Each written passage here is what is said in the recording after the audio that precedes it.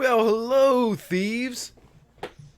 Here we are again on this here Friday at high noon to do a little Conan, Age Undreamed of. I will let everyone know that, boy, it wouldn't be a Grimjack 21502 podcast or cast of any kind if there wasn't technical difficulties. But this time it's my internet service provider who is deciding that they'll decide exactly how much upload speed I should have at any moment.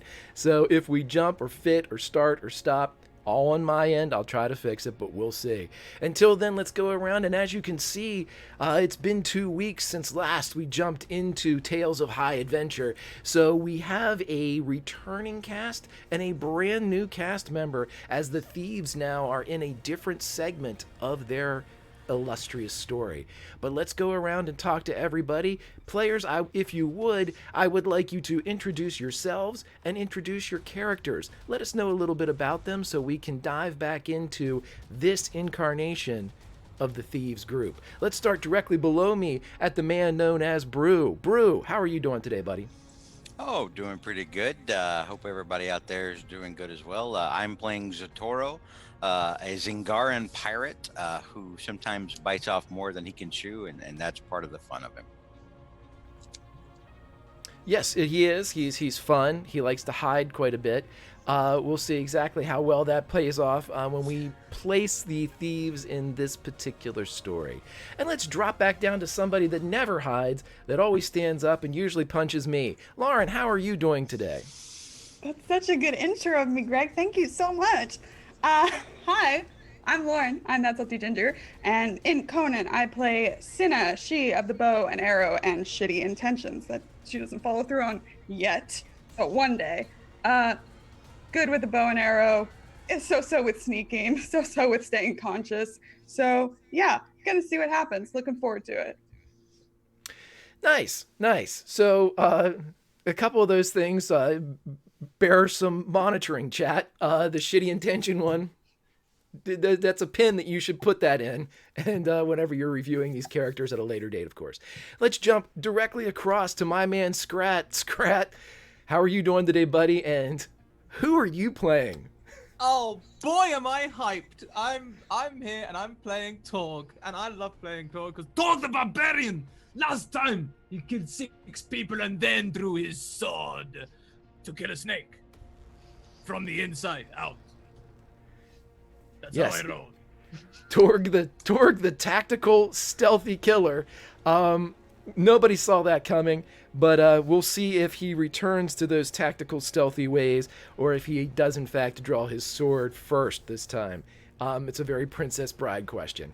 Let's jump up to Alice. Alice, how are you doing today, and who will you be playing? I am doing awesome. I've been looking forward to this all week. I am playing Rhoda. I think I described her as cheerfully serious. Is her main thing.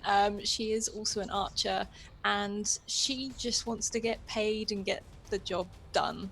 Doesn't care how, just get it done. Which, if you're cheerfully serious, isn't that the way you have to be? Just get it done. You know, you'll smile doing it, but this needs to be done. And that was, Rhoda was exactly that last time. She would check in on everybody. Please go back and watch the first episode of this series to see her kind of come in, see that Torg is currently killing people by crushing their skulls, give him information, and then leave to go back to the other group. She was relaying information to and then she'd stab and then walk away, which I thought was one of my favorite things in the history of ever. Let's jump up to our new arrival, a man that needs no introduction. My man Jim, how are you doing today, buddy? I'm doing great. Excited to sink my teeth into the ridiculous Conan here. I'll be playing Arik, a Harkanian nomad driven by wanderlust and insatiable curiosity. He finds himself on this pirate ship where his horse mastery skills will be put to their ultimate test. Right. This is it. Let's get into it. Right. This is it. This is what it's all come up to. When you were just a wee lad in the saddle being trained, they said one day you'll be on a ship and this will all make sense. All makes sense. Right. All right, so that's where we stand. Those are the thieves have introduced themselves. But what we need to do too is reintroduce ourselves to both the world that we'll be living in and the world that we'll be playing in. Let's start with the second first, as the world that we'll be playing in is the Modiphius 2D20 Conan Age Undreamed of system. This system, as we go in and as we've mentioned before, each one of these adventures that we're in, provided it's the cast that you see, any episode name is a standalone adventure. So you can go back and look at the first, look at the second, needing no knowledge, prior knowledge. There'll be no follow through with the story. There'll be a bit of a thread that will make itself apparent as we get deeper into the tale. But you can sit back and watch this one, and you don't need to know that at one point Torg did jump inside a snake. It helps just for your own, personal glee and making your soul brighter. But other than that, you don't need it for any narrative. With the 2D20 system, though, we are taking it nice and easy. We are learning. I am learning. We would like you to learn as well, because it's a fantastic system. And it was stated by one of the other members of the Thieves, it is a very easy system to use, but a very difficult one to master. And so what we want to do is take it nice and easy. So this might be something that you'd like to pick up and either run the Star Trek, which it does 2D20, or Conan itself, which is obviously the one that we'll be portraying here. Nice and easy, called rolls, damage, all of these things, we're going to take it from the bare bones and begin to build up. As mentioned in the little tutorial that I dropped down, we're going to use an interesting mechanic to start the show today called carousing. Carousing is downtime incarnate. So everything that the thieves could get into and any trouble that doesn't take place on the battlefield or inside some ancient temple can be found during the carousing mechanic. We're not going to do it in its entirety, just like I said. There's a lot to it, and it's really good for tabletop settings. When you're sitting down at the table with your friends, this is something that could have a lot of fun at the end of an evening when you've probably been carousing while playing. So we're going to start with it this time. But if you want to help out the thieves with the prior mechanics that we talked about, Doom, Momentum, Fortune, just look down below. There are some donations that can directly affect everything that you see here. Now, in addition to that, that's the story of the world we're playing in. The world they're living in is as follows. We are on a ship in the Great Western Sea, and we are traveling west. The continental land masses of both Argos and Zingara lie to the north, and as we cut across the beautiful sea aboard a fantastic galleon by the name of the Rutan May. The Rutan May loosely translates to the rest of the world as the Sailor's Delight. But when going to the Baccarin Isles, the Pirate Isles, and when she flies a specific striped flag, she becomes the Bloody Mary. And as the Bloody Mary is making its way into the Pirate Isles, the crew aboard seemingly the same as it would be in any port or legitimate port of call, except now there is carrying on. There is squeeze box, and there is loot being played as the men and the sailors throw bones and gamble, as a lot of rum, a lot of wine is making its way into bellies, passing through the pirates and then out to sea, if you know what I mean.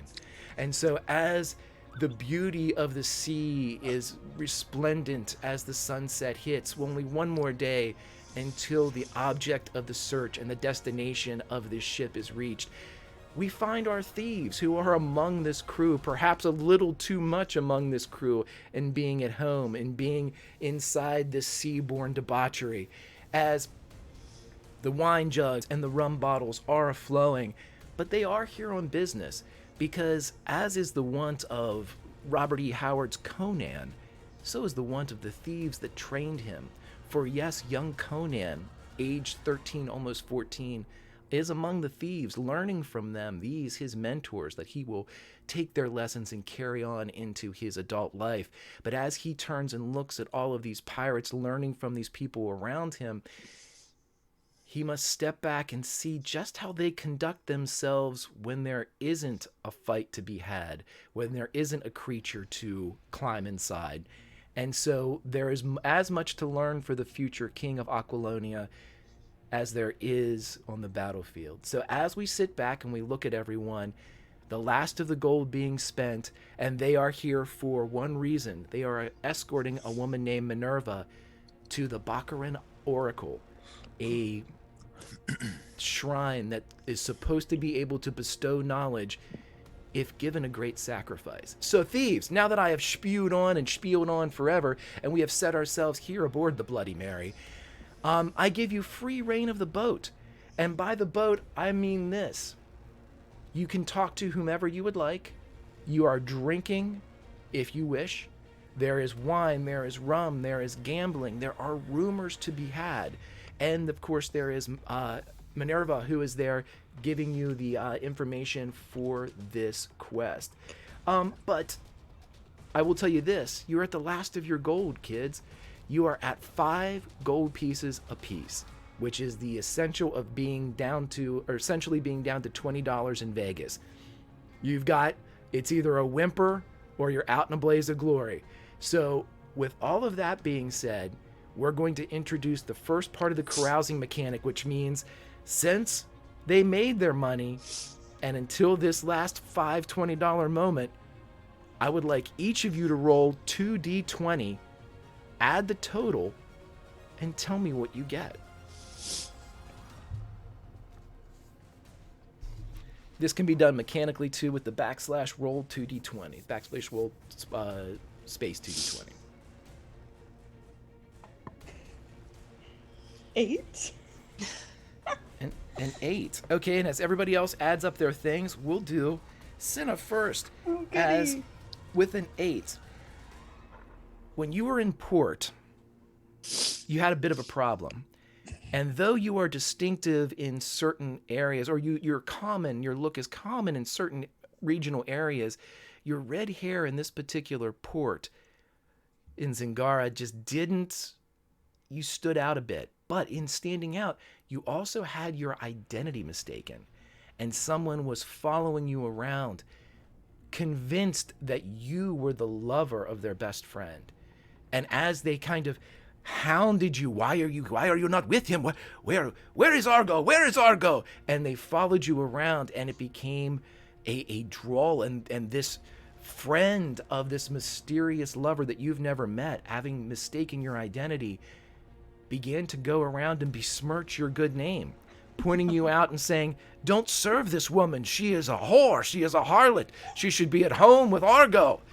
And I would like to know, as this man is continuing to walk around as a town crier and painting you, how did you deal with this guy?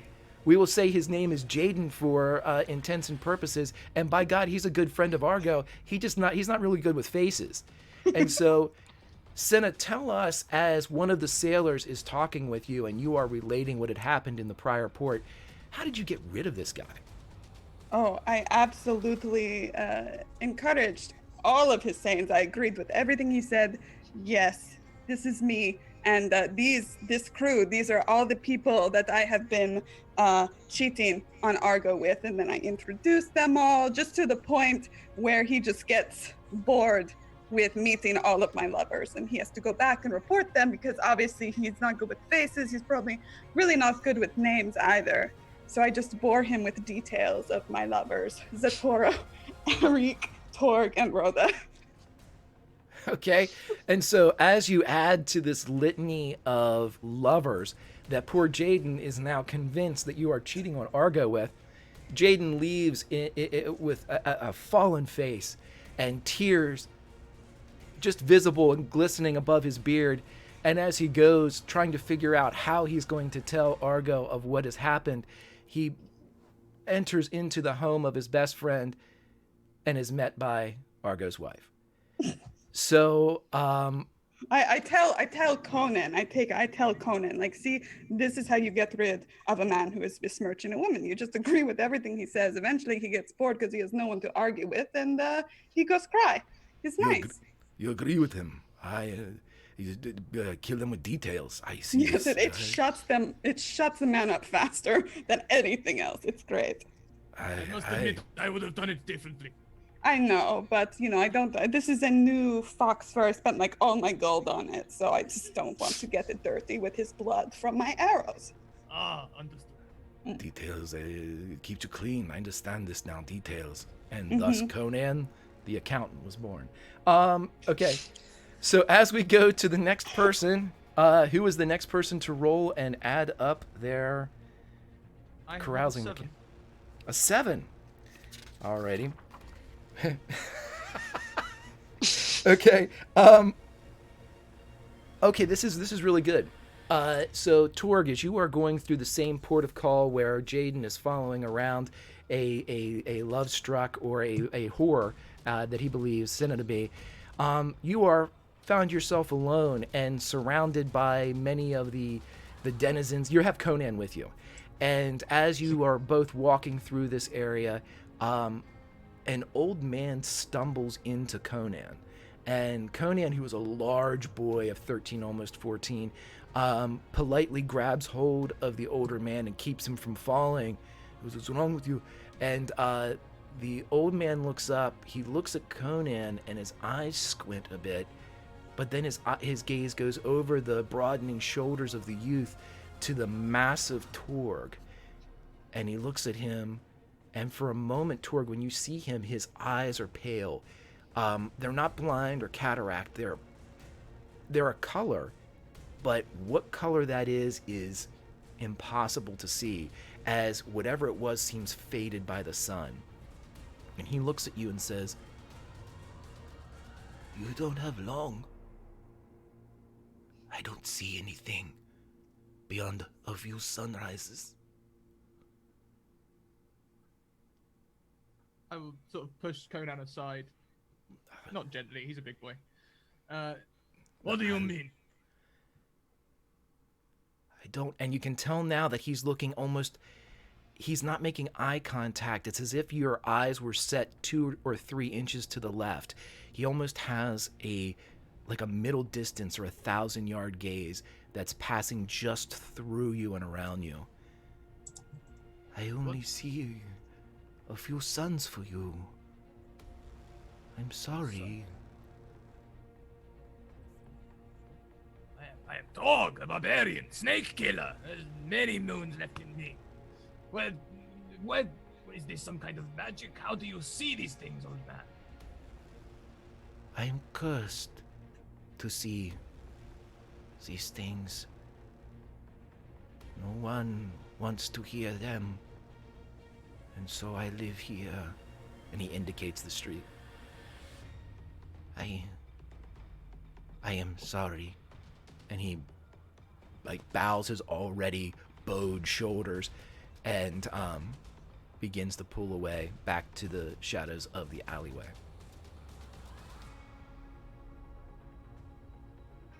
Torg doesn't know how to handle the situation. So he decides that other people might know how to handle it better. Wait! I think you should come with me. And he's just going to grab him and toss him over his shoulder and take him back to the ship. You're going to grab the old man? Yeah. Yes. Okay. You come with me. Someone will see to you. Conan looks and, should we really take him? He's a citizen here. Should we? Okay. And you can see the mental wheels turning as Conan thinks to himself, if someone doesn't answer my question, I'll just take them. And that's a lesson that has just been learned by Conan as you all take this man back towards the docks and the boat. Who is the next person and what have you rolled? I rolled a 17. A 17 for Rhoda. All right. Let's see what we have here. Okay, so as you are, again, people are separating. They're getting their last bit of land before they head back out onto the boat. Shore leave is quickly diminishing. But Rhoda, as you are spending your last day ashore here, you round the corner, and there, as the crowd, whether by fate, purpose, or happenstance, parts, you see about 2 blocks down, turning and gazing in your direction, one of your old rivals. Now, if you could describe this rival to me And what are they a rival of? Are they a military rival, a prowess rival, a love rival? Is this somebody from your youth? Is this somebody that you have just recently known, or perhaps beat you to a job, or God forbid, beat you to a life you believe you deserve? But as you turn, who is this man or woman that slowly lowers their hood as their eyes meet yours? This man was part of her crew growing up. She was in her father's crew, and this was like the equivalent of like the first mate. And when her father died, she was supposed to take the ship, and he took it from her instead and abandoned her at a port. Fascinating. So is this the first time that you've seen this man since this betrayal? It probably will have been, so this has been a long time. She'll sort of second glance, sort of just double check it is him, and stare straight back at him. His face draws slack as the realization hits, and you see his hands begin to drop towards his belt and to the other side of his cape, expecting that if this was something he was faced with, a man that had committed so easy a betrayal of his captain and his captain's child, it seems that murder is not beyond him. You have complete control of the narrative scene, Alice. How would you like to handle this man that betrayed you? She will walk slightly closer. How far away is he? 2 blocks, so you're about 40 feet in the way that this town's set up as far as their blocks. She will stride forwards. She'll have a smile on her face, almost like a greeting an old friend. And she'll say, "Long time no see." And she'll immediately draw her bow and fire straight for him. Okay, so go ahead and make a bow attack for me, as this man is completely shocked. He's much older now, as he would probably be a contemporary of your father, and he does not have the ability to attack. Oh, okay. So, how would you like to end the life of this betrayer, as he doesn't get a shot off, as he was reaching for a hand crossbow? He simply sees the woman that he betrayed and stole the life, her inheritance, and what she will fire straight for his neck, so that he can't speak properly. She will be walking as she fires it, and as he drops down, she just says, "Not so talkative now, are you?" And she just steps on his chest and rips the arrow straight back out. "Something else of mine you can't take." And she looks around at the people that I'm guessing have sort of parted and crowded. It's just like, "Go about your business." And then she just leaves and walks forward. She would probably check if he's got some gold in his pocket and take that as well. Okay, we're going to say that this is the 5 gold that you ended up with, as you were dead broke at this point. So the 5 gold that you removed from the person that had betrayed you and stolen your father's ship. The scene plays exactly as you said, with this slight alteration. From among the shadows of the crowd, Conan, who is in the process of fulfilling an obligation for somebody, sees everything transpire. And as he watches the arrow both enter and roughly exit the throat of this man that had betrayed you, Conan watches, Conan hears, and much like a telltale game, Conan remembers. And so let us go to the next person. And what did you get?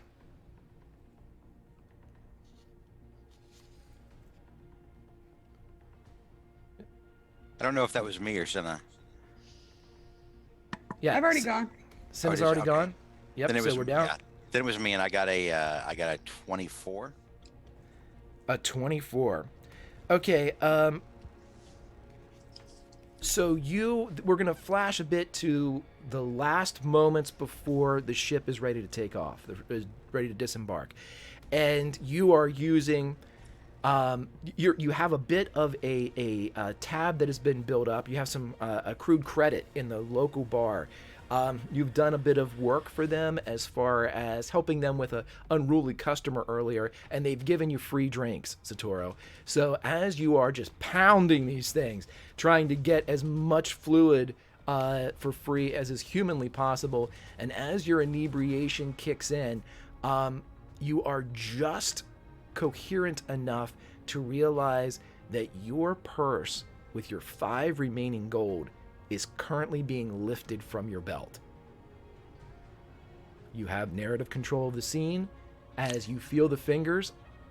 What do you do to the would-be thief? I will, or Zotoro, while finishing what's left in his final mug. And Conan is with him?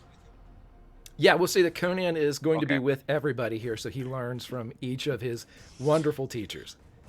So he's in the middle of telling Conan, basically just making something up while he's drunk, talking to Conan about his seafaring exploits, and while he's finishing one drink, he reaches down and he grabs the hand that is trying to filch his coin purse, and he'll look down to see who it is that's stealing from him. I'm not sure what this person is. Probably maybe a beggar who stumbled into the tavern. I'm not sure.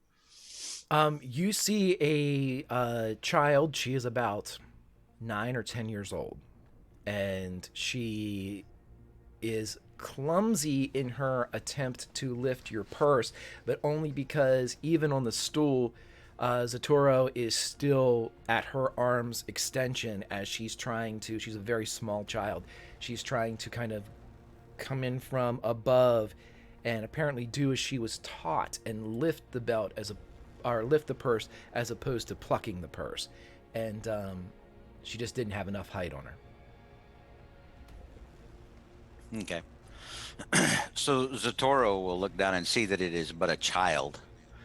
And he'll look over at Conan and say, Conan, tell me of mercy. What good is mercy?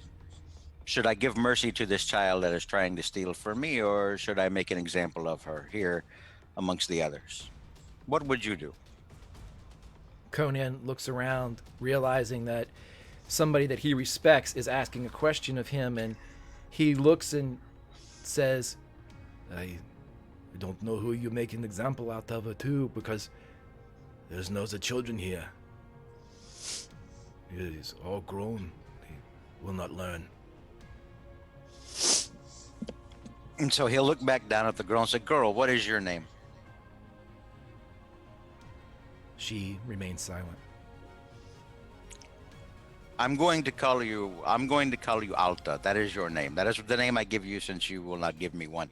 How did you come here? How did you come by this place? Are you an escaped slave, or are you an orphan? Tell me.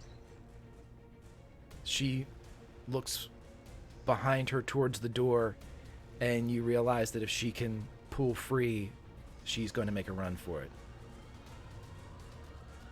Okay. So he'll hold on to her hand, and he'll take his coin purse out, and he'll take one coin out of his purse and put it into her hand. And then he'll let go of her hand and let her go ahead and run off. But he's going to follow her out to see if she goes and takes that actually to somebody else, like another child, like maybe it's kids, trying to fend for themselves, or she's like working for like an adult that's taking advantage of her. As this is the story, you look outside and you see her cross the street into an alleyway. You can see that in the middle of the street there is a large blood stain where apparently you had heard that someone was shot in the throat with an arrow earlier in the day.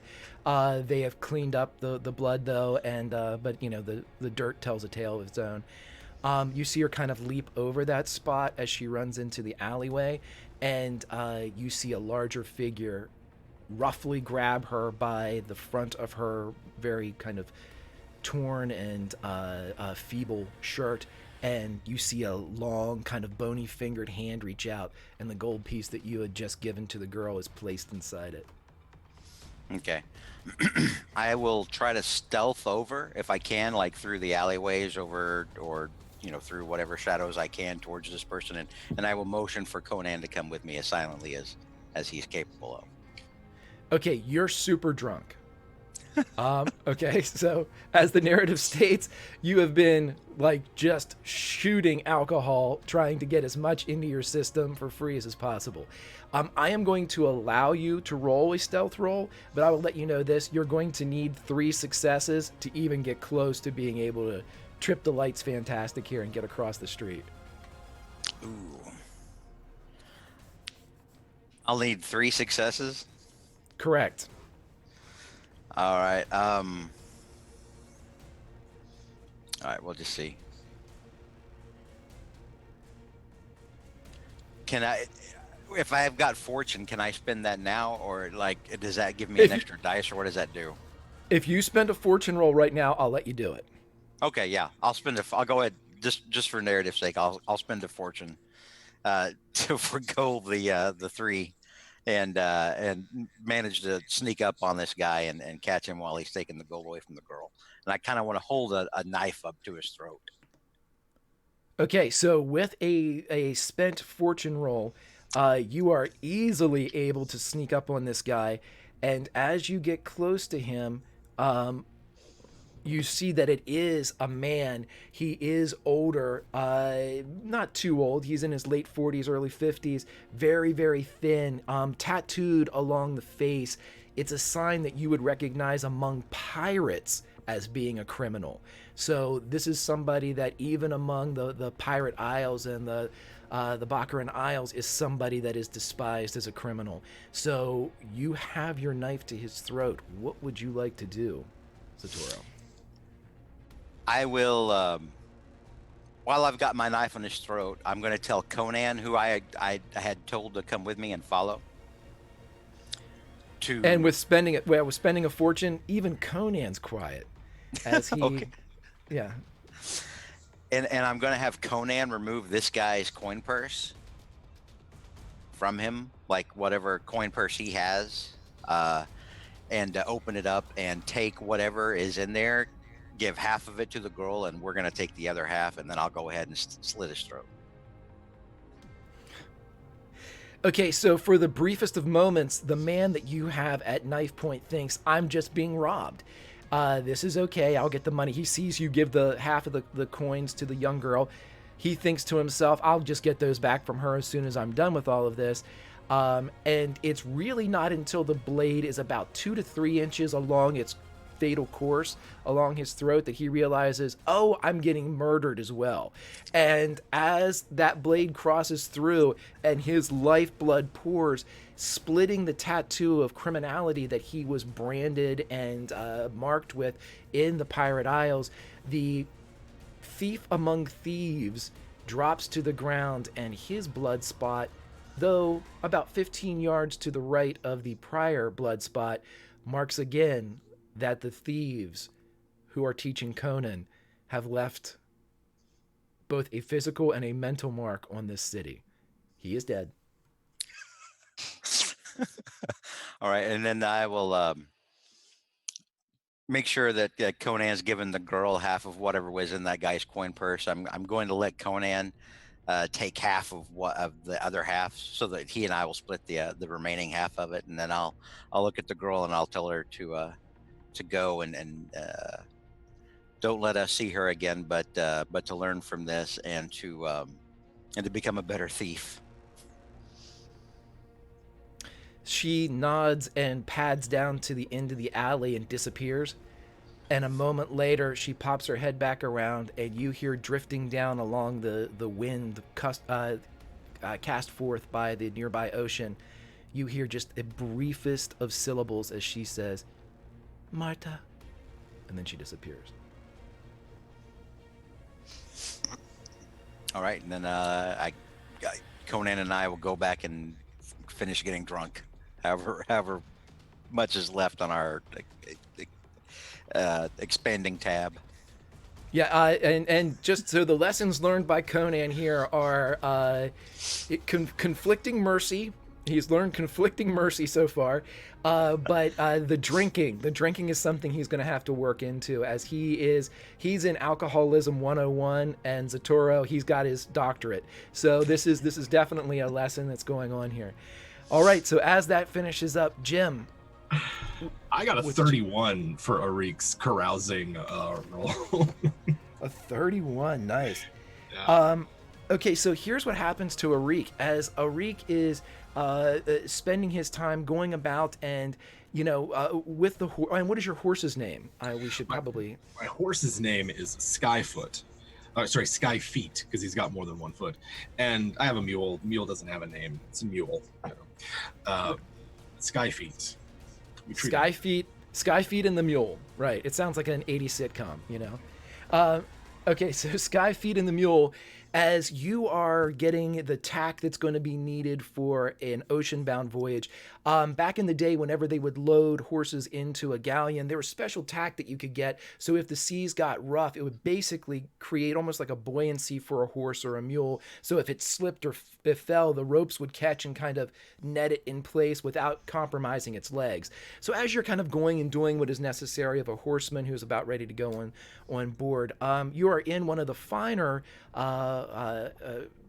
equestrian establishments here in the village, and it just so happens that as you're just about ready to get checked out, 3 men burst in through the front door. All of them are wearing various forms of masks. One of them has like a handkerchief pulled up over the nose. Another one has a very long piece of cloth that is split in the middle that goes over the nose with 2 eye holes in. They are concealing their identity because they are currently in the process of robbing both gold and horses from this establishment. And as they run in demanding gold from the proprietor, fill it up in the bag, as they brandish these cudgels and wicked curved daggers, and one of them has a very rudimentary hand crossbow, the equivalent of like a pipe gun or something like that you would see in a prison. As they run in and they're kind of doing this, you realize that there is another man outside that's gathering up all of the horses, including yours and the mule. Arik, So, what would you like to do? Arik's gonna low-key loosen the whip on that he wears on his belt, and this guy that's outside, he wants to whip this guy like around his, if he can get it around his neck, and pull him down and see if he can't unbalance him as he's trying to get all the horses out. Absolutely. So for that one, if you would, and I'm going to jump over to your character sheet so I can help you out with our first rolls.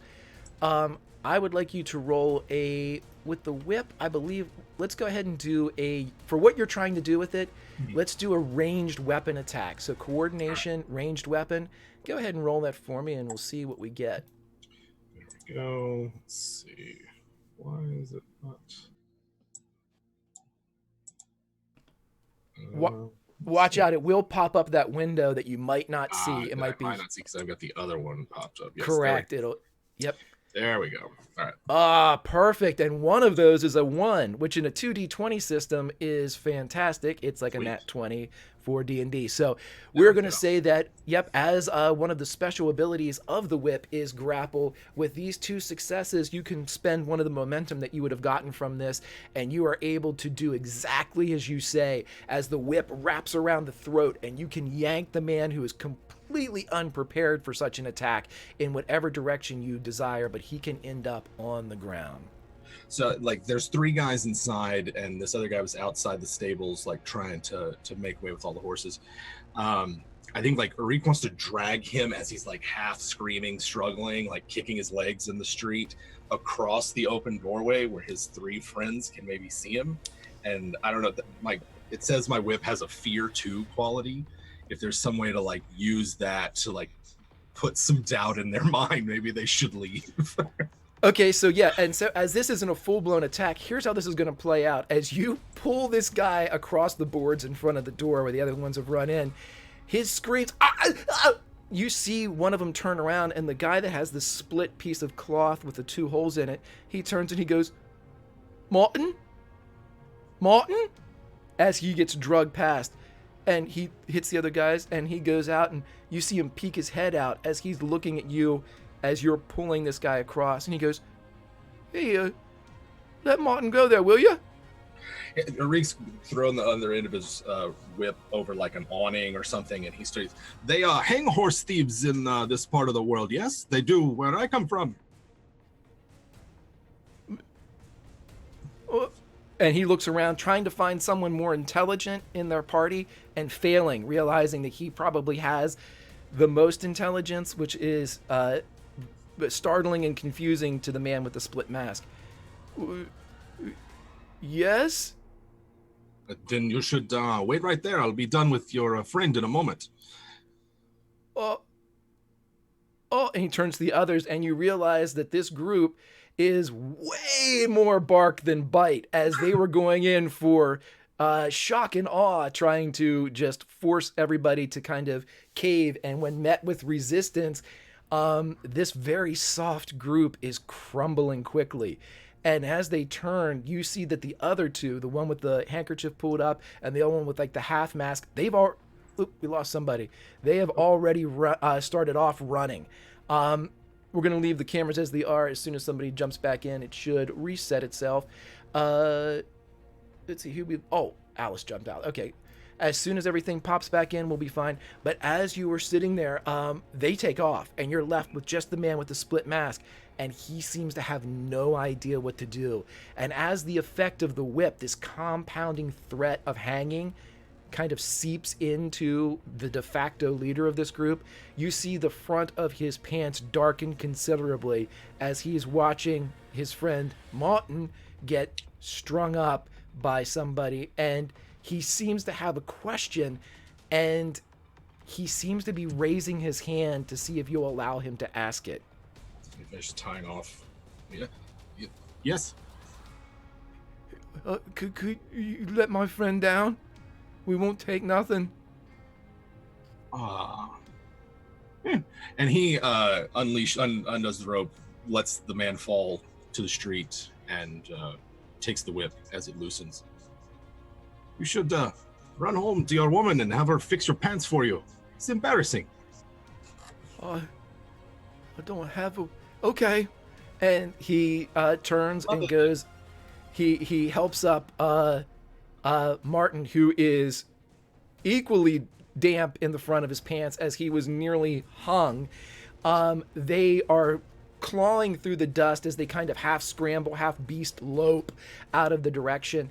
And when they get far enough away, they kind of circumnavigate around a large figure who has been standing there watching the whole time, as Conan is leaning up against, eating an apple, watching everything kind of play itself out.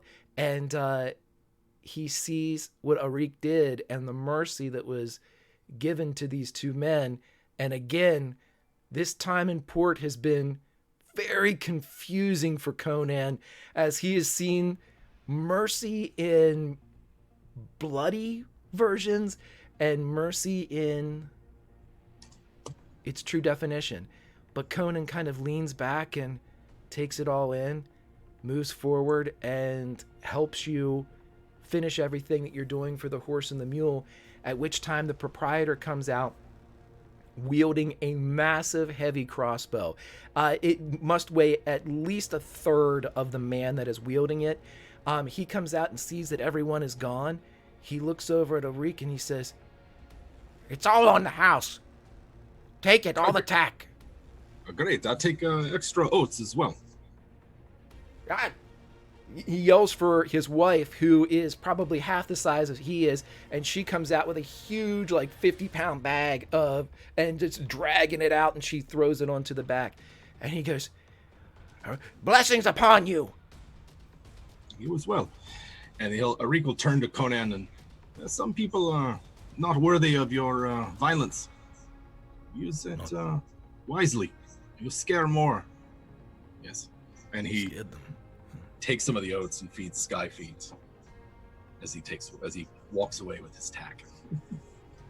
And Thus, Conan the Frightener was born.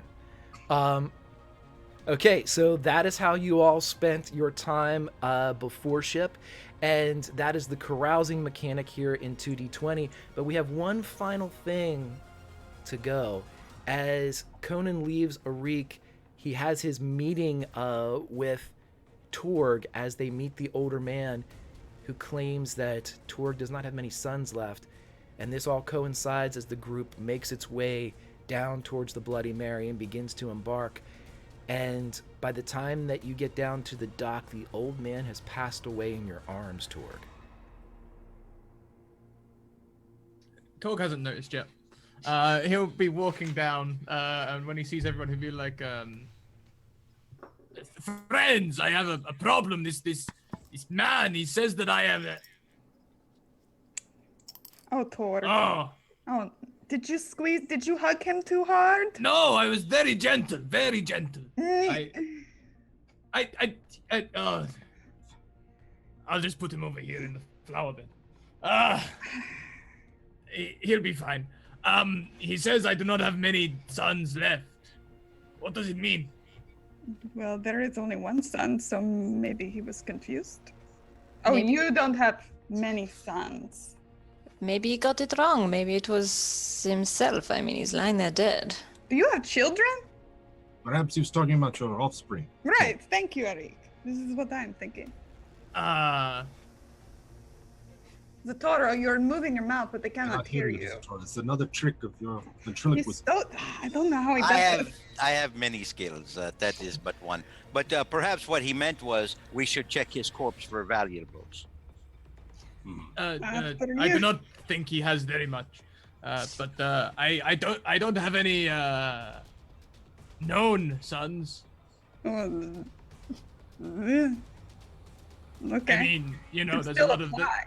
there's a lot of potential there, but Is okay. Okay. Sure there is. Okay. Well, at least you killed him a lot less bloodily than Rhoda killed someone. I heard it was pretty sweet. It was pretty sweet. I heard this. It I was wasn't- efficient. I wasn't following you or anything. But Obviously. I heard this was pretty cool. I heard this as well. I can't believe how violent you all are. I was not violent. I was very well behaved today. I was. Toro, we have met before, no? Yes, Torg. Yes, we actually go back many years now. Yes. Just checking. You remember that time, yeah? I remember that I'm talking about here right now in Oh. port. I've been on my best behavior. You know, the rest of you apparently are just going around killing people willy-nilly. I did not kill anybody. But Did not kill anyone either. Thank you. It was killed an accident. I killed no one willy-nilly. That sounds like Rhoda had It did not legitimate. seem. It did not seem willy-nilly. It seemed very intentional. It was nice. I appreciated it. Now, is Conan, this guy I'm sorry. really dead that Torque brought in? Like, is Yeah. he really? I was just going to say, too, that Conan looks very confused at everybody's statements of the events that he witnessed among everybody, especially Zatoro, who he seems on the verge of saying something when he realizes it's not worth it at this point. So he's just... But yes, Oh, boy. the old man has passed away. He seems ancient. The fact that he was apparently living on the streets is a mystery as to how he survived this long. I mean, maybe he was pretty much already dead. I don't know. Mostly dead. Mostly.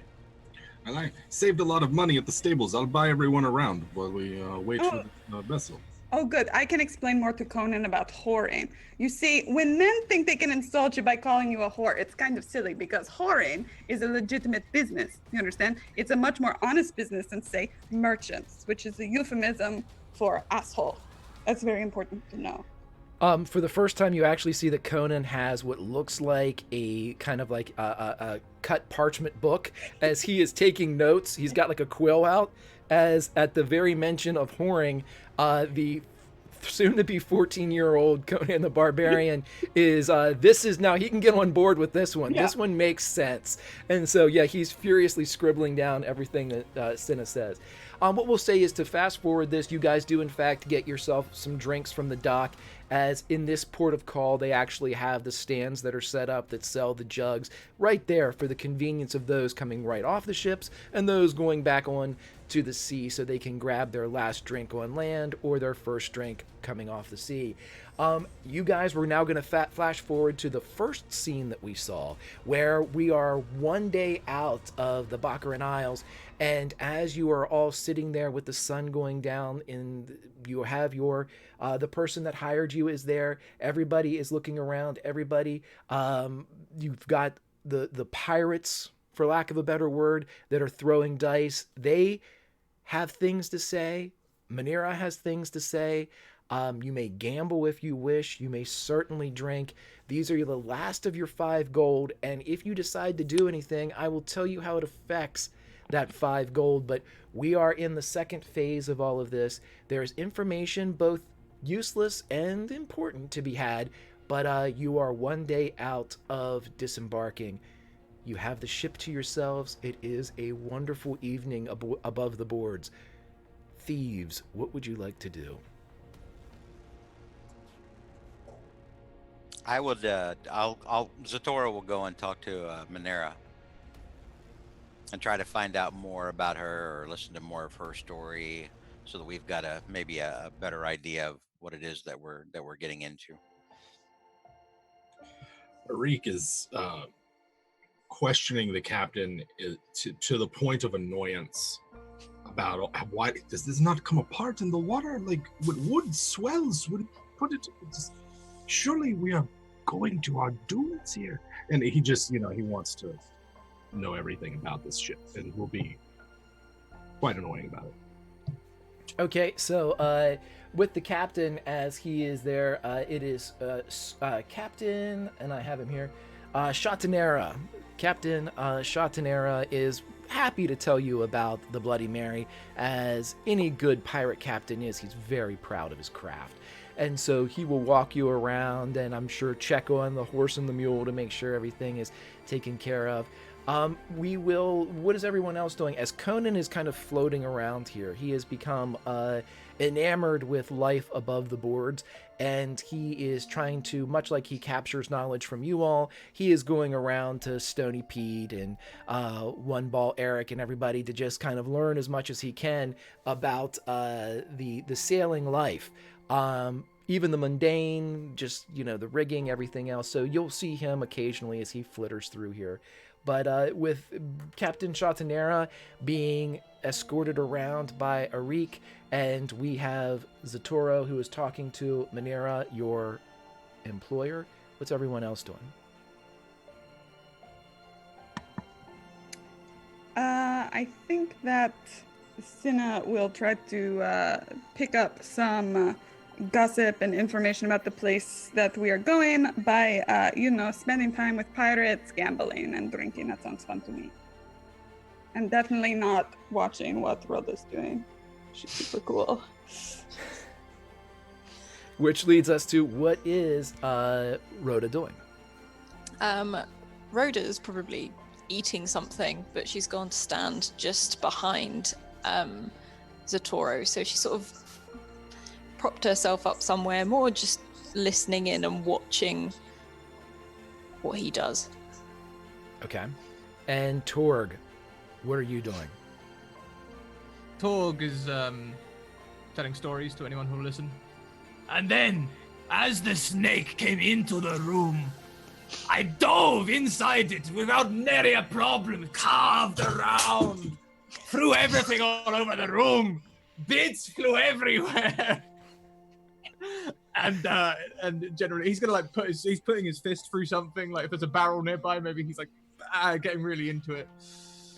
Yeah, you put your fist through one of the remaining wine barrels as you punch through, and you pull back up, and it's covered in purple. As a couple of the pirates are like, "Oh yeah, it's a good story. I don't know, it is." And so they realize they can drink this barrel probably before the sunrise, and it will not go to waste.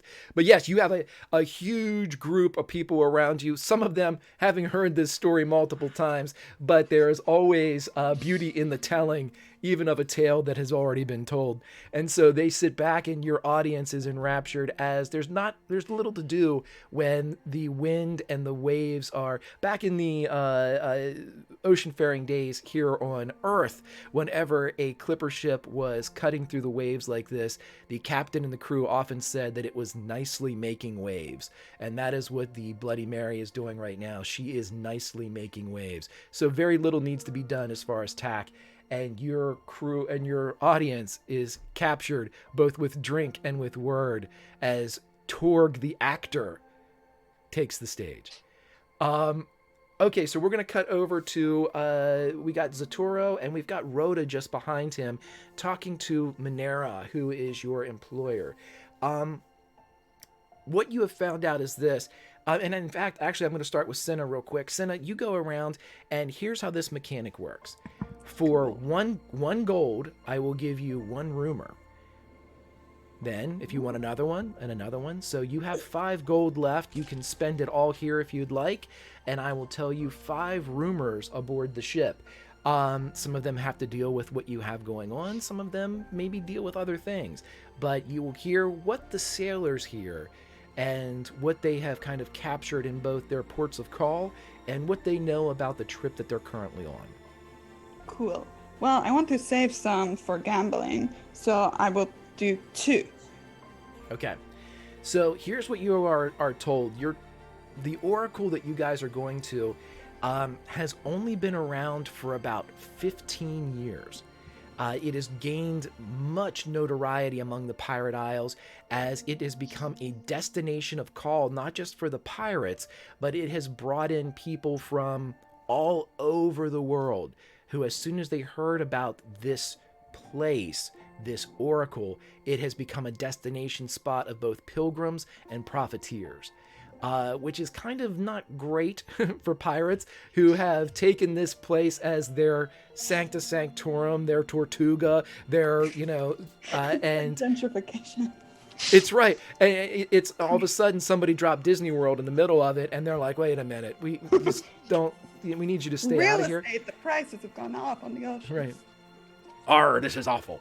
So as you guys, you hear that, but you also hear something else about the Oracle, in that the only way to get the Oracle to, the rumor has it, that the only way the Oracle will relay any type of information is if the person asking the question makes a great sacrifice.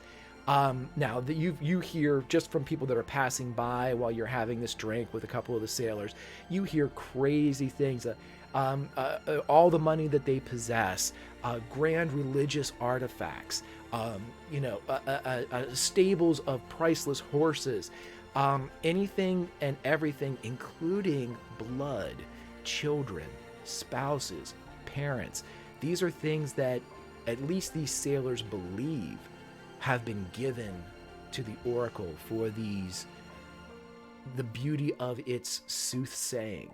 And apparently the reports and the answers that have been given have been favorable enough to continue this spread.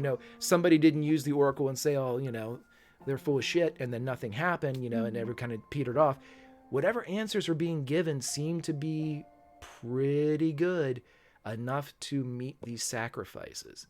And so that's what you get from your 2 gold as we go over to Minera. She is sitting there. She is very quiet. She is in her, we'll just say she's right around 50, a very small, kind of prematurely gray woman. And she is simply staring off the front of the ship towards the destination that she believes you all are heading in the Pirate Isles, waiting for the Oracle, which she has been promised will arrive with the sun of the next day. And as she is staring there, Zatoro, you are able to walk up, and she notes your presence and nods. What would you like to ask her? I have been in the Western Sea for some time. I have not ever heard of an oracle in the Barachan Isles. What is it exactly that you hope to discover there? I'm gonna make you roll for this one because she's not real down with talking. If you go to personality, persuade, you can, or I'll take counsel if you happen to have it, even though it's more military. You are kind of doing that as well. So persuasion or counsel, depending upon how you're kind of approaching this. Well, I suck at both of these, so this ought to be fun. All right, I'll do persuasion. Okay. Hey, there you go. So, you are able to, she turns and looks at you, and maybe it's the rum that's coming through your pores, or maybe it's the light here at sunset, but there's something definitely intoxicating about Satoru as she turns and a bit of her, the chill that's around her warms a bit as she says, I lost my family in an accident. I am coming here to figure out how to bring them back. Have you considered the possibility that this oracle is just a long con? Perhaps a whore who's just pulling one over on everyone's eyes or something like that. Are you prepared for that? I am, but I cannot allow something to exist that I have not tried. I have heard favorable things. How long ago was it that your family disappeared? 3 years. It's interesting timing. Well, we will get you there as fast as we can, and I hope you're able to find them. So do I. Thank you. Thank you. And then he'll nod and turn and walk back. We are going to say, too, that for Torg's performance of Inside a Snake, one more time, Torg, you may have the following carousing boon for free. You may either get a free round of gambling, or you may ask a rumor of the crowd as you have them enraptured. So tell me, friends, when we get to this place, I forget the name, I do not care. What do we fight? What is there? What stories can we tell? Oh, we never go on land. We just drop you off. We don't go in there. You must know some rumor, something. Well, they'll kind of look around, and then, much like the horse thieves, this guy realizes he's been promoted to speaker. And he looks up at Torg and says, well, we heard all kinds of things. There's people still there. There ain't no boats. They just stay there. Like all the time. Are they 20 feet tall? Do they have do they have big muscles and scorpion tails or something? Oh, scorpion tails, no. Have you seen something with a scorpion tail? Did you hear the scorpion tail story? I didn't hear that one. Right. Well, no, I've never seen anything with scorpion tail. But rumor has it, because this is a mechanic of the 2D20 system, that these are all people that went to the isle, the oracle, but they didn't have nothing to sacrifice, and they stayed hoping to get like a freebie, I guess. So are they like they're fanatics? They're people or something? Well, Do they take our food or? They have no food. There's no food on the island. None. So, and they've been there for too long. So, we all talking about it. We probably think they're dead. But, this is a weird place. The dead been known to walk, so. He makes a warding sign and spits over his shoulder, which hits his friend. But the friend seems to take it in stride and do it as well. So perhaps I can add Bone Crusher or Death Singer to my name. Ha ha! Oh, maybe, yeah. I like to hear that story. Huh. Yeah, I can crush a man with my bare hands. I've done it. I have no doubt, but it's something that I don't wish to see. Well, I can see it, but not with any of my friends. But,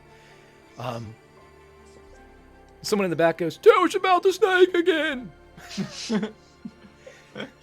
So, as you guys are all there, I heard that there was some gambling that needed to be done, and also, Rhoda, you have the ability to, if you want to join in any of this, I know that you kind of peripherally did something with Zatoro. You may do something on your own or not.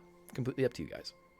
I think she'll probably wander over to Sin now and just have a look and see how the gambling is going, but sort of prop herself right next to her. And that's about it. Just watching. Okay, this is your straight up, hey, we found a relatively level portion of the ship. We're throwing dice against the boards. And it's all kind of scrimshaw, bone dice, as it's probably whale of some kind, as is the want of these, the Navy. So, here's what I'm going to have you do. If you could roll me a d6, you're going to put 1 gold piece in, and here's how it's going to work. Okay. 1 to 2, Okay. you get your dice back, or you get you break even. Okay. 3 to 4, you lose. And 5 to 6, you double your money. Okay. Cool.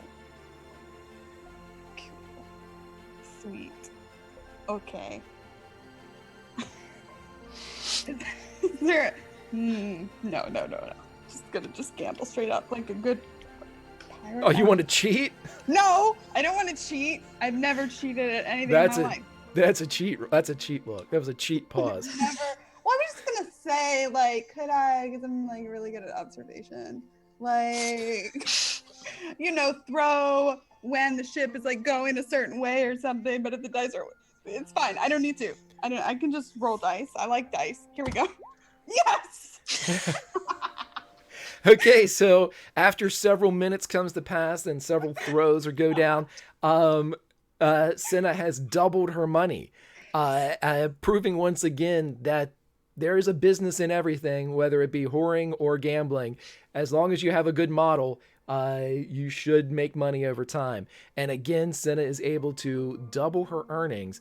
And with a 6, you also learn the following from the man who has just lost the money. He tells you that there is a Captain Cranor Vandy. He is the Sea Lord of Stygia, and he is said to have used the Oracle's knowledge to attain his current rank. His ship is known as the Gorgon. Yeesh. Cool. He sounds super nice. Mm-hmm.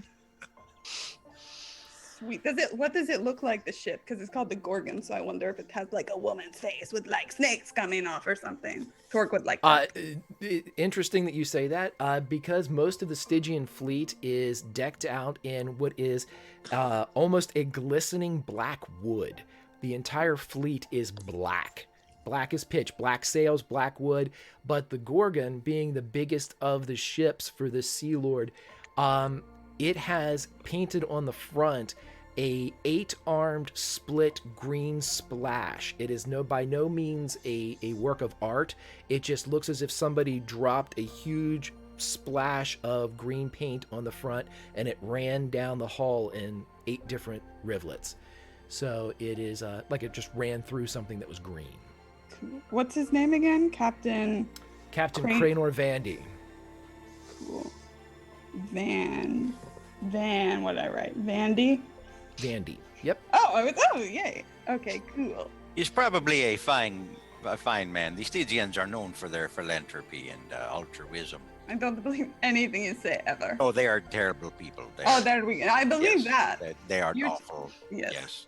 Yes. Yeah, it sounds pretty Says bad. the group of murderers. I have not murdered anyone. It was an accident. I am an angel, just teaching people about business. I was helping the local youth. You started it. Oh, hello. Started it. Oh, hello, Rhoda. He started it. Here. Hi.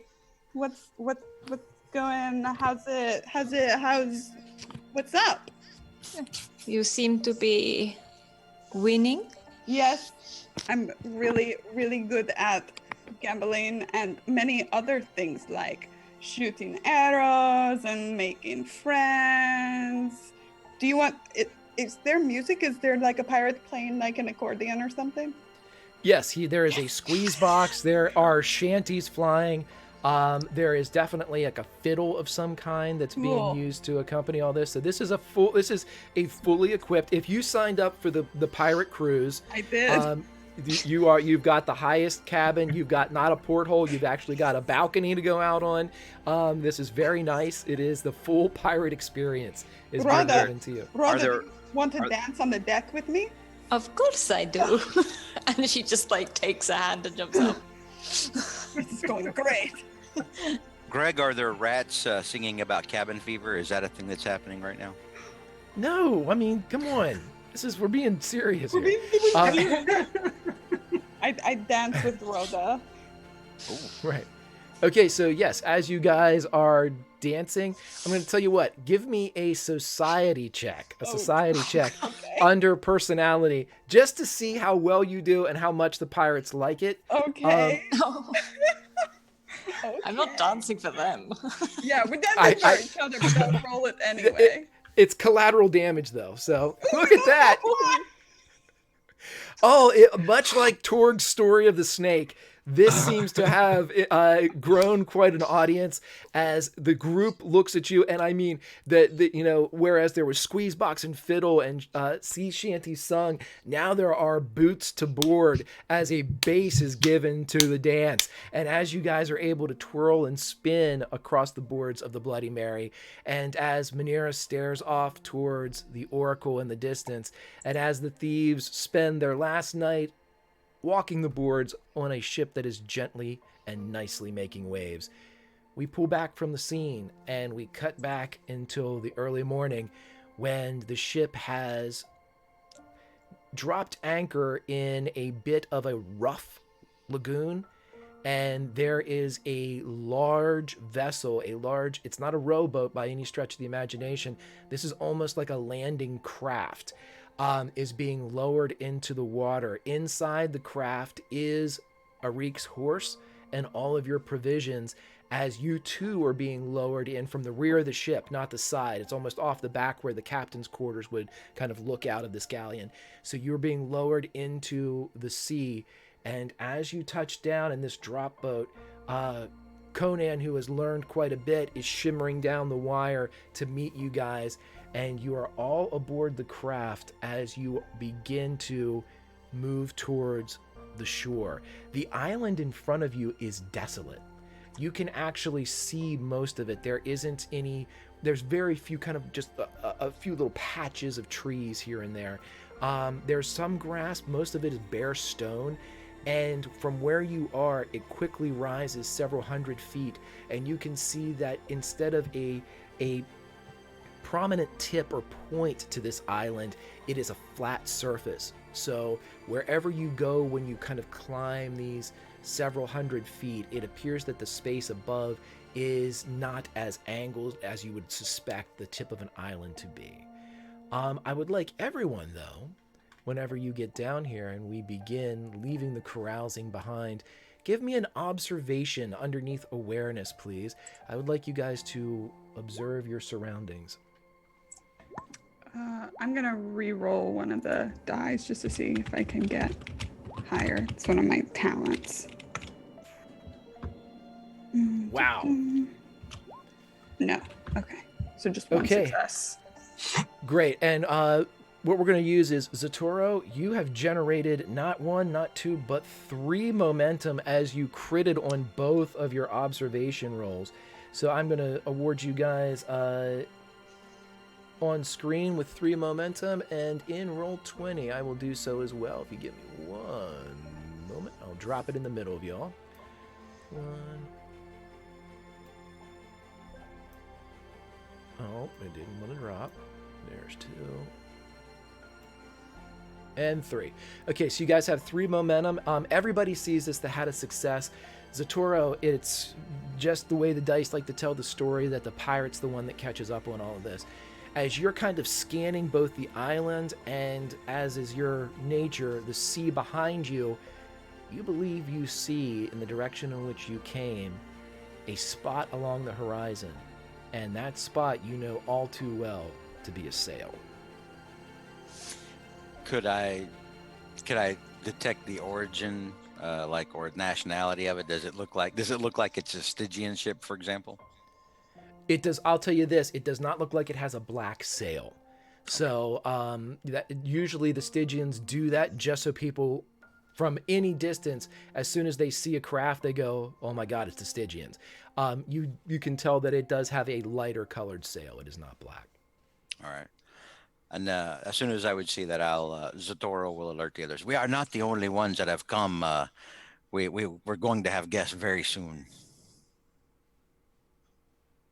Sort of, are we all enemies then? I mean, it's a public oracle, I think. It is a public oracle, but we should still assume, yes, that they are enemies. You So don't. negative all the time. Well, I've spent most of my life in the Western Sea, and that's just how this goes. You are either wolf or prey out here. That's generally how it is. Okay, so I prefer that. Yes. Not enemies, prey. Oh, yes, good. I mean, what should we tell the ship to go around? I mean, circle the block. Make a We U-turn. We should tell the ship to float casual. Float. Cool. Is there a way to get a better view, like a position to get a better viewpoint? The only way that you could get a better view from the drop boat that you're in, the drop boat itself does have a sail. It's currently not in, but you could climb the mast of this kind of single-masted vessel to go up and elevate your position by a good 25 feet. Okay. That would give you a better chance of it. I would, if you want to do so, you can roll me in athletics and... I don't know, my athletics is not that... I'm pretty light. Do you want to just, you could boost me? We could boost You could someone? just give me a boost. I'm very light. Yeah. Give Sinai a boost. Boost. Okay, with a boost, you're still going to need to roll athletics as you climb up to the top. Because Okay. you figured out RPGs, just say you want a boost. Right? Oh, well, Greg. forget the dice, right? I'm just trying to be helpful. Sure. I'm bad at it too, but I'll roll it for you. Yeah. Jen. It's okay. Okay. I'll do it. I'll do it. I'll boost you. No, Or I boost you. didn't. No. I rolled the same thing twice. Okay, I will tell you this. If you guys want to spend one of the momentum that was just gained, I will allow you to boost up. How's that? A benevolent man I Sure, am. they come back. You're supposed to spend them so they come back. Sure, yeah. Yes. Okay, so yes, you are able to... Wow. Hell, are you okay? I'm fine. It's a wave. Lauren's fine. Cinna's Right. fine. Everything's fine. Okay, so you get boosted up, and everybody kind of waits as you kind of climb and pull yourself up, and you're kind of sitting there holding along the top. There's no, there's some circlet around the sides to capture the ropes and things like that. So you're basically standing on rope rings, and as you look back the way that you have come, you can't make out anything as far as nationality, but almost your eye is caught by movement near to you. As you look at the Bloody Mary, you see that the Bloody Mary is flying a striped pirate flag. And whenever, instead of the skull and crossbones that we would recognize with pirates in this day would fly a flag that is striped. So it would kind of come across as being they are a member of the Sea Pirates and the Lord Pirates. This distant ship, you believe, also has a striped sail or a striped flag. Cool. There's pirates. There's some pirates. No, yes, I told you that Yeah. it's probably bad. It's not it's not a welcoming committee that coming to bring us. Right, but now we're also sailing our pirate flag, so maybe it'll be like respect. No, that's not. Oh no, that's not how it works. No, that's not. God, what is this community? Okay, I'm going to. I mean, is there anything else around the being up here around the lagoon or anything else interesting from this Um, vantage. Yeah, when you look around, you're able to, and we're basically using your prior observation roll to kind of get this. When you look around, you're able to see that you are heading towards the end of this lagoon, which seems to be fairly deep drafted, in that the Bloody Mary probably could have pulled a lot closer, but she didn't. And as you guys are kind of moving, and Conan's moving the oars along the boat to get you guys as close as he can, you see that there is a stone jetty that comes out, and there appears to be a figure waiting on the stone jetty underneath like a makeshift kind of like a palm frond umbrella to protect against the sun. Okay, so I'm going to climb back down, trying to look as cool as possible for Rhoda. And then, okay, so I mean, the Bloody Mary's probably going to leave us, right? It's probably going to be like, bye, right? Because They seem to be making, they seem to be making no moves to attack or get ready, yeah. I mean, our ship is pretty cool, so they'll be fine. There's someone over there standing. That's what I saw. I'm very good at looking. It's probably the oracle that we have come to. Or like her bouncer. Would the oracle just stand on a rock? I heard on deck that they have a community here of people who do not eat or sleep or could be dead or maybe need killing. Oh, That's. I heard some rumors too. Hey, Manira. Hey, Manira. Yes, What are you going to sacrifice? I already have. What? What did you sacrifice? She seems hesitant to answer, but perhaps it is the proximity to the end of her quest that allows her tongue to loosen a bit as she says, I sacrificed my entire fortune. Oh, well. I thought it was going to be much worse than that. I hope the oracle counts it since you already did it. I mean, Just to be clear, we were paid in advance, yes? Yeah, you guys are, just so you guys are know, the way they used to do things here is you would have a patron or a banker who would, if you're engaging in some type of quest, monetary compensation, adventure, that they would hold the funds for a predetermined period of time.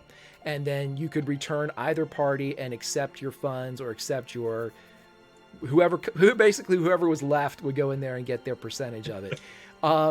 It's a way to make sure that employers aren't killed for their money, and it's a way to make sure that people actually at least spend enough time to get the thing done. So it's an interesting system they have worked out here. But yeah, you guys have a patron in one of the Zingara ports that you just have to go to when it's after a month, and you get your money, which is quite a bit, I might add. cool. By this time, you guys are cruising towards the stone jetty as Conan is kind of working the waves, and he's riding the tide in more than anything else, so it's helping out a bit. As it comes closer, you see an old gnarled man who is just burnt by the sun. Not red, but I mean, he's just leathered.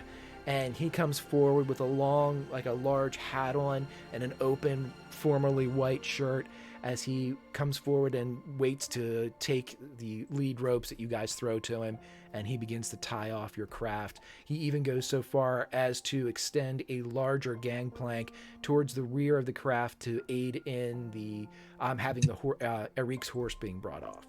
So he seems to be old hat at this.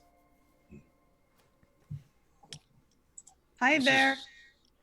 This is probably where we're going to meet a guide or someone who is going to take us to this oracle, who is probably a virgin that will then, there's probably inhaling narcotics or something along those lines. I'm just guessing. I've never heard of an oracle out here. They're quite accurate, this one. That is the rumor that I have heard. I've I've many heard 3 rumors in total. Well, Cool. Yeah, I say we go do this. Yep, let's follow that guy. Yep. The So it sooner takes I get paid, the better. Mhm. right. So as Rhoda mentions, getting paid. The man helps you out, takes you down the jetty, and puts you upon a path, the only path there appears to be off of this area. And he looks at all of you, kind of making eye contact as he delivers the following lines. And he says, "Stay on the path. Don't listen to them. Stay on the path no matter what. They can't get on the path." And he gets back to his little hut. Who cannot? Probably. He sits down. Ooh. He sits down and pulls his hat down over his eyes, and you hear him just say, "Stay on the path." So stay on the path then. You heard Wait, the man, was it stay get on off the path or was it stay on the path? Stay on the path. I don't know. He might have said get off the path. He said it several times. Stay on. Did he? On the path. Stay on the path. Yes. Stay on the path. This path.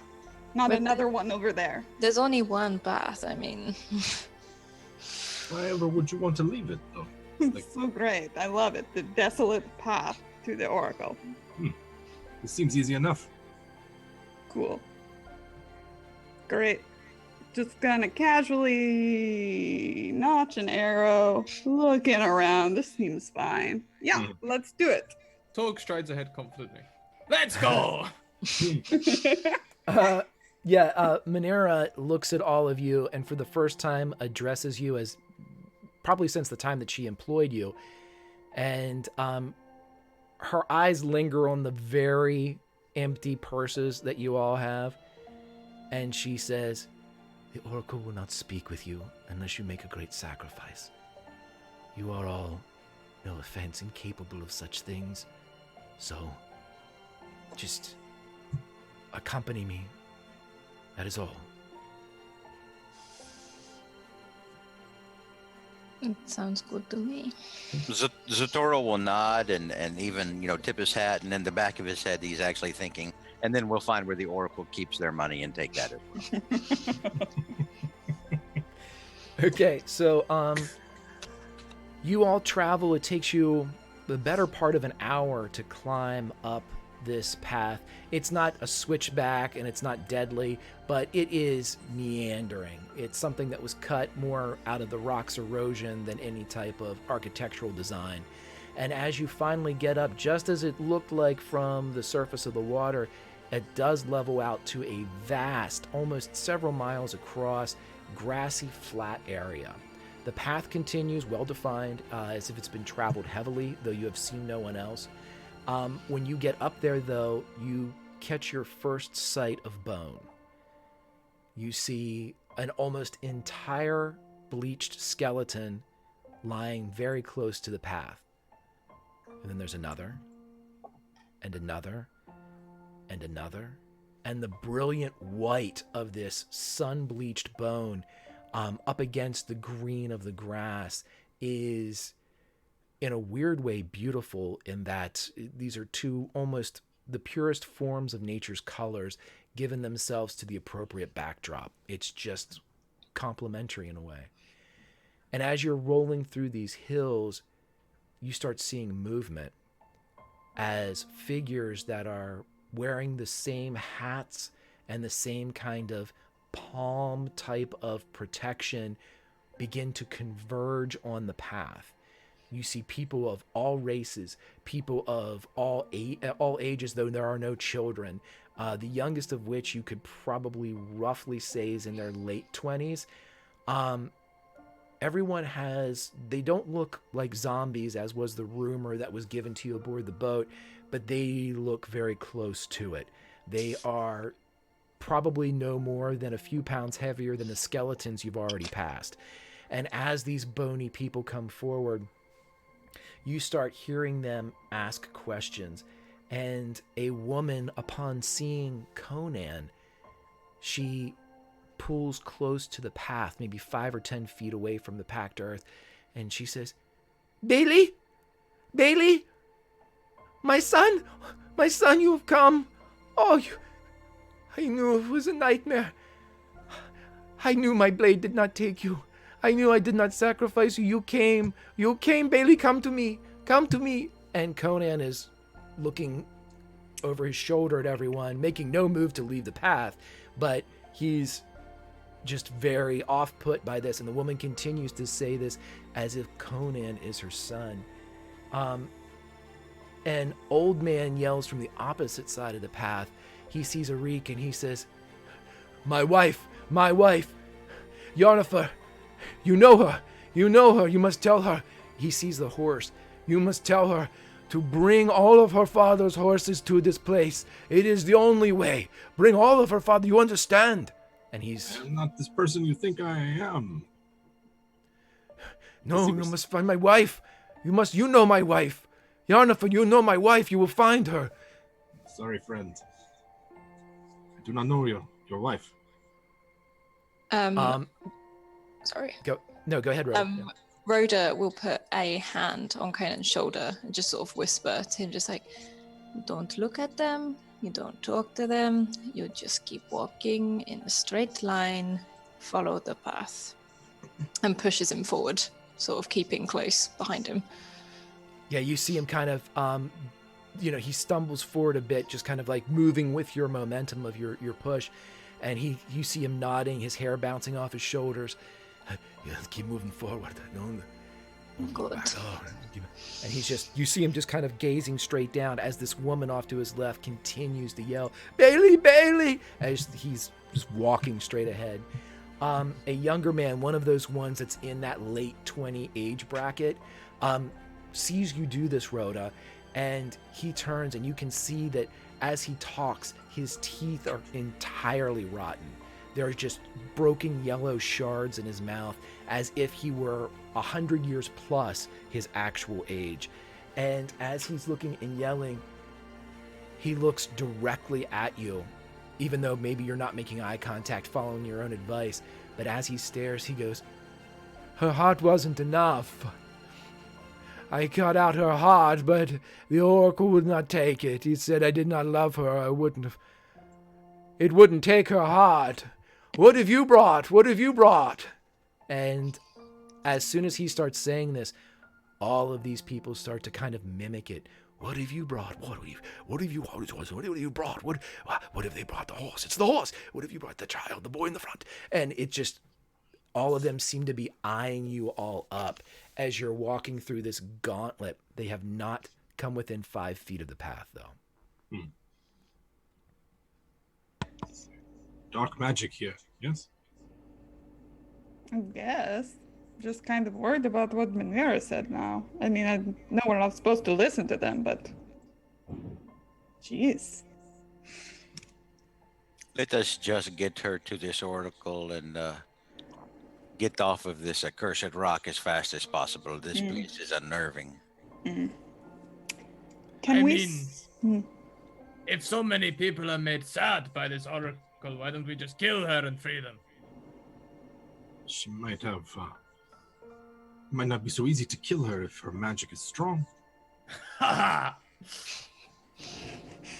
More of a challenge, though, than these. I was expecting an army of the undead, not pasty milk-colored people. Look at them, they're pathetic. We're not getting paid to kill the oracle, though. We are getting paid to take our client to them. It's true. The things all these people have sacrificed, though, Zatoro, would that not satisfy your hunger for money? I don't know that they have any money. I think the only money to get from this from here on out is to either get it from fulfilling our job or taking it from whatever the oracle has if it all goes south. But again, it's not what we're being paid for. Nah. I understand your yes, I hear you, Torg. Don't think that your issues are falling on deaf ears. I simpatico, my friend. I understand. Has the path led upward?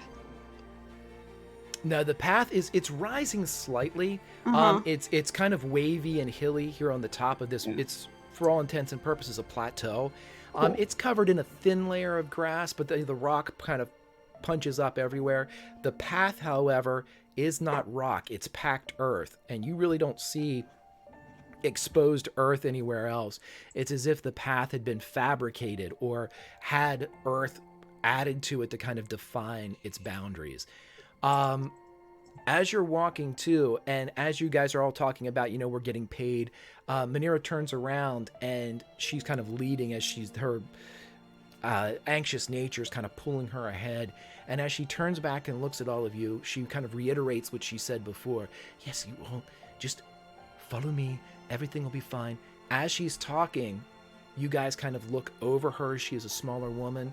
And you see Conan, who's kind of still walking up there, having not heard anybody kind of stop or slow down. And he's still bobbing his head, staring straight at the ground. Just look on, don't look around. Don't just look straight down. Just look straight down. And he doesn't see when the snare rips up around his feet, wraps around his ankles, and you see several of the people begin to drag him as he streaks off the path. No. And into the crowd. No. And that, ladies and gentlemen, is where we will end today's episode of Conan Age Undreamed Of, as you are all on the Isle of the Oracle. Dang it. There we go. Awesome. So see, All right. it makes me nervous because I know that Conan's supposed to have plot armor, but I've also watched Greg kill off Albert Einstein. So Greg didn't kill Albert Einstein. I'm a little nervous. Greg puts people in harm's way. Believe me, the Conan that reaches Robert E. Howard stories might not look anything like the one that just got pulled into it. So we will see. Meanwhile, let's go around and talk to everybody and see how it went today. And let's go around. Brew, let's start with you again, brother. How'd you do? No, it was a lot of fun. We did get to role play a little bit more, and I enjoyed that. A lot of nice interaction with the team, and had a really good time. Looking forward to how we're going to get out of this next week. It definitely should be something. I'm sure it'll be perfectly fine. No worries, no problems. Speaking about no worries and no problems, let's go down to Lauren. Lauren, how are you doing? I'm doing great. That was loads of fun. I had a blast, and I can't wait to chastise Conan after we save him. A lot. You can find me on the internet at That's All Too Ginger on Twitter, and I play games sometimes with Greg on the Greyhawk channel. Tomorrow night we got some D&D 5e. That's at 9 p.m. Eastern, and then on Sunday for Brothers Athena, Folk Cthulhu at 7 p.m. Eastern. It's going to be just a load of fun this weekend with my good friend Greg. That's right. The bestest of buddies. Never at one another's throats. Never sending apologetic DMs after a session. Never. Let's go over to Scrat. Scrat, how are you doing today, buddy? And where can we find you on the internet? I get to crush things now. Conan's in trouble. Yay! Torg's excited. He's going to crush everything. It's going to be great. You can find me over at Scraticus, twitchtv.scraticus. Donkeys are aliens. You can find me over on twitch.tv/Scraticus, where I run D&D sessions pretty much every day. At 9 p.m. tonight, we're going live with a playtest of a new game called Power Outage by Babas, which is currently in Kickstarter. It's designed for children, so that should be a lot of fun. We're going to learn it while we play, so we're going in pretty much blind. Should be cool. And tomorrow we are doing the Academy, which is 12 hours of live D&D with about an hour to 2 hours of conversation around it. We've got Toolschool DMing his new module, Bird in the Storm, which he made with Bird vs. Plane, and Bird vs. Plane is playing in that. Then at 10 a.m. we've got Donovan Fry doing some Pulp Cthulhu in space. At 1 p.m. we've got Renee Rhodes from Fate and Fable Maidens doing her first ever live streamed DM game. So she's going to be DMing for the first time. We're going to be there supporting her. And then at 4 p.m. I'm going to be playing some Cypher System, which means between now and then I'm going to go and learn the Cypher System. Sunday, Monday, Tuesday, Wednesday, Thursday, Friday, you count the days, we're playing D&D every day. Thank you for letting Fantastic, buddy. Great lineup tomorrow. I can't wait. A great lineup all the time. I will just have to say, Dawn running Pulp Cthulhu in space. You had me at Dawn, but I will definitely stay for the space. That is good stuff. Alice, how are you doing today? And we can find you in almost all the same places, but I am going to ask you too. Where can we find you? I was going to say basically what he said.